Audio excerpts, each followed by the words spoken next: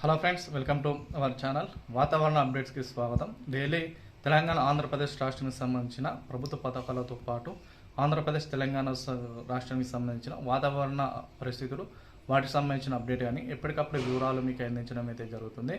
అందరికీ భోగి పండుగ శుభాకాంక్షలు. ఎవరైతే ఫస్ట్ టైం మన ఛానల్ చూస్తున్నారో ప్రతి ఒక్కరు లైక్ కొట్టండి, కామెంట్ చేయండి, అందరూ కూడా షేర్ చేయడానికి ప్రయత్నించండి.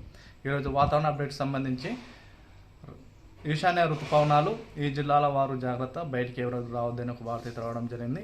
ఆంధ్రప్రదేశ్ రాష్ట్రానికి సంబంధించిన ఈశాన్య ఋతుపవనాలు మరో 3 రోజుల్లో తమిళనాడు, కోస్తాంధ్ర, రాయలసీమ, కేరళ, కర్ణాటక ప్రాంతాల నుంచి వాతావరణ శాఖ అధికారులు ఈ యొక్క ఈశాన్య ఋతుపవనాలను నిష్క్రమించినట్లు ఒక వార్త అయితే రావడం జరిగింది. గాలుల దిశలో కూడా మార్పుతో క్రమంగా వైదొలుగుతున్నట్లు, అదేవిధంగా మరోవైపు కోస్తా, రాయలసీమ ప్రాంతాల్లో చలి తీవ్రత అనేది భారీ సంఖ్యలో పెరిగే అవకాశాలు అయితే కనిపిస్తున్నాయి.